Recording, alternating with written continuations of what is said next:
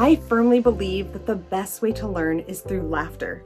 And games provide that opportunity to learn in a fun, exciting way that feels more like entertainment than it does education. We love games in our house. In fact, we have tons of them. So today I'm going to show you some of our top games that we really enjoy in a variety of different subjects. Hi there, my name is Melissa Branham. I'm the mom of the WanderStruck crew. We've been homeschooling now for 13 years. We love it. We have enjoyed so much. We've learned a lot in our journey. So that's what we're here to do now, is to share those lessons that we've learned with you.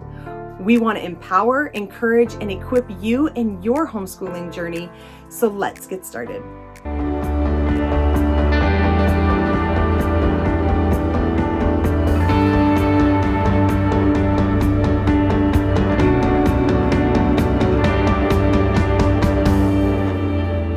Let's cover the top 10 games that we enjoy from a variety of different subjects. I'm not going to list them as my favorite, like this one is my favorite and working my way down, or vice versa. We're going to go by subject.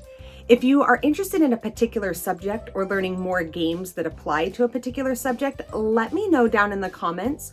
Or if I've already made that video, I'm going to put it right up here and I'll put a link in the corner so that you can easily find it. If you're looking for a particular game, then check out the links below. All of the games will be linked in the video description so you can find them. So let's get started. First up is art, or creative play, if you will. And this is one of my favorite brands, Klutz. If you've ever heard of them, they make great kits.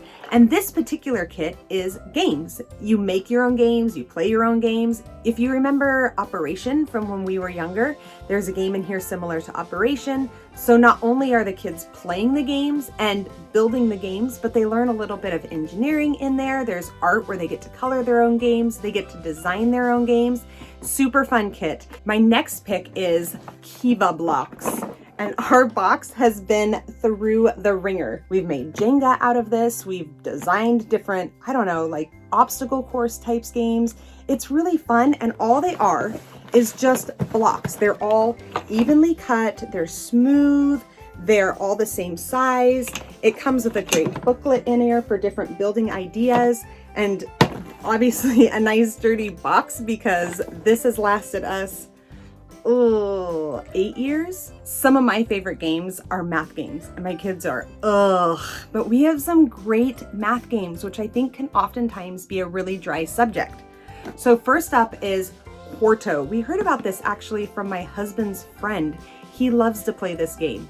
There's a series of different blocks. There's tall ones and short ones. There's square ones and round ones. There's ones that have a hole, ones that don't have a hole. So Quarto's a really good one. You have to pay attention. I think of it almost like a chess game, but you're not moving the pieces. Oh, and you don't get to choose your pieces. Your opponent chooses the piece that you have to play. It's an interesting one. You got to pay attention. Next up is Quinto. And Quinto is actually one that I found in my grandparents' house when they were moving. So when I go to link these games, this game may not even be available anymore. And if it's not, I apologize in advance, but I'll explain it so maybe you can make it. It's similar to Scrabble, but it's numbers. So you have numbered tiles, starting with on the game board. You put your center tile in the middle. That's your number. All of your equations have to equal that number. You can decide how hard or how easy to make the game depending on the complexity of the equations that you allow. You take your numbers, and taking turns, you build equations, just like in Scrabble where you would build words. You build equations to equal the number that is your starting number. You can build off of other people's equations. You can use some or all of their equation to build off of, just like you would in Scrabble, except the equations all have to equal whatever the center number is. When we first started playing this game, we only did addition. So the center number was 9. You could do 5 plus 4, 7 plus 2. You get the idea. But as we got better, we started to build upon the equations we would allow. So we would allow subtraction, and then we started allowing multiplication and division, and it started to get really, really interesting. Super fun game. It has grown with us over the years. It's definitely one that I suggest at least seeing if maybe you could find or put together. It was a concept that I hadn't thought of before, and I really, really enjoy this one. So for science, I actually have 3 games for you, and 2 of them are really similar, but too much fun not to name. So the first one is Spill Your Guts, and this one's really cute.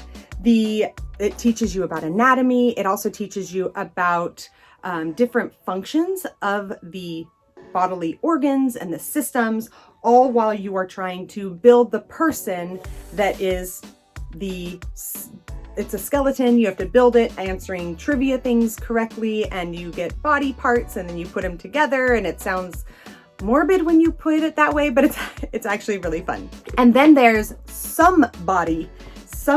Each person gets their own game card, and then they earn body parts like their lungs, their internal organs, so digestive system, kidneys, things like that, as they answer trivia questions correctly about the body system. So this is a really fun one as well. This one is more of an individual play, and the other one is more of a cooperative play, but both really fun anatomy games and really got us through our anatomy cycles when we studied them. Okay. For you older kids or parents of high schoolers, Compounded is a great chemistry game. You have to build chemicals out of chemical elements or elements of the periodic table. So you're learning the periodic table, you're learning the elements, and then you're learning how they come together to create other compounds. So this is a really fun game as well. So for English, the only thing that I ever knew growing up was Scrabble, and then Bananagrams came out and I thought that must be the end of English, but oh no, my friend, there are some really great English games. So my suggestion here is Word on the Street. This is a really fun one. They don't have to be good spellers in order to play it. It is a board game with all the letters, all 26 letters on it. You have a category, and then you have to choose a word from the category while moving the letters for that word to your side of the game board. And the goal is to capture 8 letter tiles by moving them off of the game board, because why not? It's spelling. It's just fun, and I don't know why a street, but it's just ties them together. Anyways, this is a really good one. But my favorite game for English is You've Been Sentenced. Okay, so this one's actually really fun. If you ever do English grammar with your kids, or present tense, past tense, this is a really great game. My kids didn't really get the grasp of it until they were upper elementary school, but now as upper elementary, middle school, and high school, they really enjoy playing, and it's really fun. One of the great things about this game is it comes with lots of expansion packs. So if you're a sport-loving family or a movie-loving family, there's lots of different expansion packs that you can add in to keep it not only interesting, but to fit your interests as a family. Each card has a word in a multitude of different tenses. So for example, this is squirrel. You have squirrely, squirreling, squirreled, squirrels, and each one is worth different points. So squirrely and squirreled are worth more points than squirreling or squirrel or squirrels. So you have to build a sentence using as many of your cards as you can. The more points you earn, right? You get it. You earn points by using your words. The harder words earn more points. And then you rack up to, I don't know, I think there's a set number of points you rack up to, and then whoever reaches that point first wins. Really fun game. We usually finish it and it ends with, "Can we play again?" If you're looking for a history game, I cannot recommend Timeline Challenge more. Especially if you're a classical conversations family, this is a really great game. It has a set of timeline cards, and the goal is to put your cards in the proper order along with the other players as you take turns. It is great for learning history. It is great if you do CC because it ties in with the timeline. So many things that are within the classical conversations timeline or the timeline song are part of this game. So great history game. But my favorite games are geography. And you cannot go wrong with geopuzzles. Geopuzzles are puzzles that are, the puzzle pieces are each of the countries within the puzzle. So there's a puzzle for each continent except Antarctica, and you have like South America, and so the puzzle pieces are the shapes of the country. We have since moved our puzzle pieces into individual bags, but each puzzle piece is the shape of the country, and as you put it together, your country comes together. It's a great way to learn geography. It's a nice quiet play activity. It's one that my kids would do very often when I was reading aloud to them. They'll grab a geo puzzle, we'll sit down, I'll read, and this is one of the activities that they like to do and sit and put together while I'm reading aloud to keep their hands busy. Okay, but now it's time for my favorite game. I know I said I wasn't doing them in order, but it just happened to be that geography was the last one. So my favorite game is 10 Days In. There's one game for each continent. So you have Africa, Asia, USA, Europe, and the Americas. So South America and Central America. The point of the game is to build a 10-day trip within that continent or country if you're playing the United States. Each card represents 1 day of travel. So California would be 1 day, a car would be your 2nd day, and Utah would be your 3rd day. It's a super fun game. It has done wonders for helping us to learn geography along with the geo puzzles.